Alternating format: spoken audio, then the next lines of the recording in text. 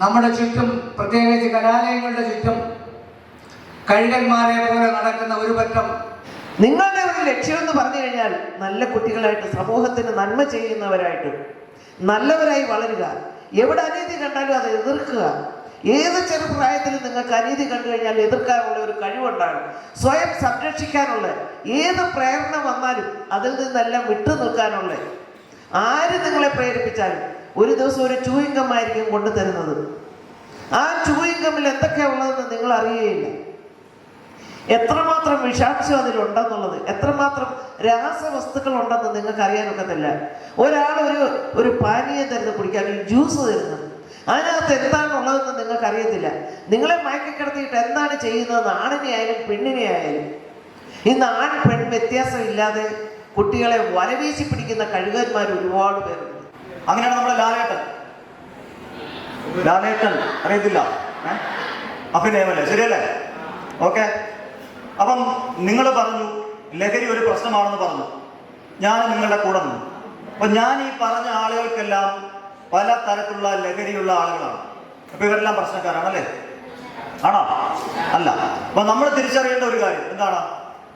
സ്വന്തം കഴിവുകൾ, അല്ലെ, ഇഷ്ടങ്ങള്, ആഗ്രഹങ്ങള്, അപ്പൊ ഇതൊക്കെ ലഹരിയാക്കിക്കൊണ്ട് ജീവിതത്തിൽ വിജയിച്ച് ചരിത്രത്തിൽ ഇടം നേടപ്പെട്ട കോടിക്കണക്കിന് ആളുകൾ നമ്മുടെ ചുറ്റുപാടുമുണ്ട്.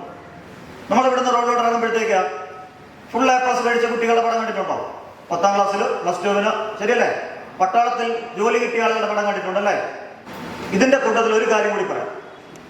ഈ ലഹരി ഉപയോഗിച്ച് ജീവിതത്തിൽ വിജയിച്ച ഒരാളെ പോലും നമുക്ക് ഈ ലോകത്തിൽ കാണിക്കാൻ പറ്റില്ല. അതേസമയം എത്ര കഴിവുണ്ടെങ്കിലും എത്ര വലിയ ആളുകളാണെങ്കിലും ശരി, ലഹരിയുടെ പിന്നാലെ പോയിട്ട് ഉള്ള ജീവിതം ഇല്ലാതെയാക്കി കളയുന്ന ആളുകളുണ്ട്. ഏറ്റവും മികച്ച ഉദാഹരണം പറയാം. നമ്മുടെ കലാഭവൻ മണി കേട്ടിട്ടില്ലേ? എന്താണ് പ്രത്യേകത? പാട്ട് പാടുക, നാടൻ പാട്ടല്ലേ, ശരിയല്ലേ? സിനിമാ നടനാണല്ലേ, ശരിയല്ലേ? ആണോ? അദ്ദേഹത്തിന് എന്ത് സംഭവിച്ചു? മരിച്ചുപോയി. ശരിയാണ്, മരിച്ചുപോയി. എങ്ങനെ മരിച്ചു? മദ്യമെന്ന് പറയുന്ന ലഹരിയുടെ പിന്നാലെ പോയിട്ട് ആ മനോഹരമായ ജീവിതം അദ്ദേഹത്തിന് പകുതി വഴിയിൽ അവസാനിപ്പിക്കേണ്ടി വന്നു. ജീവിതത്തിന്റെ പകുതി വഴിയിൽ അവസാനിപ്പിക്കേണ്ടി വന്നു. അപ്പൊ ഇതുപോലെ എത്ര വലിയ ആളുകളാണെങ്കിലും എത്ര വലിയ കഴിവുള്ളവരാണെങ്കിലും ശരി, ലഹരിയുടെ പിന്നാലെ പോയി കഴിഞ്ഞാൽ ഉള്ള ജീവിതം കൂടി ഇല്ലാതെയാകും. നിങ്ങൾ ഓർത്തിരിക്കേണ്ട ഏറ്റവും പ്രധാനപ്പെട്ട ഒരു കാര്യവും അത് തന്നെയാണ്. അപ്പൊ നമ്മുടെ മദ്യത്തിന്റെ കാര്യമാണ് ഇപ്പൊ പറഞ്ഞു അല്ലേ, ശരിയല്ലേ? അപ്പൊ മദ്യം എന്ന് പറയുന്നത് നമ്മൾ സാധാരണ ഒരു ഭക്ഷണപാനീയമാണോ? അല്ല, ശരിയല്ലേ? അല്ല, അതൊരു ലഹരി പാനീയമാണ്. അപ്പൊ നമ്മൾ സാധാരണ നമ്മുടെ ആരോഗ്യത്തിന് പ്രയോജനപ്പെടുന്ന കാര്യമാണോ? അല്ലല്ലോ, അല്ല. അപ്പം മദ്യം എന്ന് പറയുന്നത് നമ്മുടെ ആരോഗ്യത്തെയും നമ്മുടെ മനസ്സിനെയും നമ്മുടെ ശരീരത്തെയും എല്ലാം നശിപ്പിക്കുന്ന ഒരു ലഹരിയാണ്. നമുക്ക് ആവശ്യമുള്ള കാര്യമല്ല.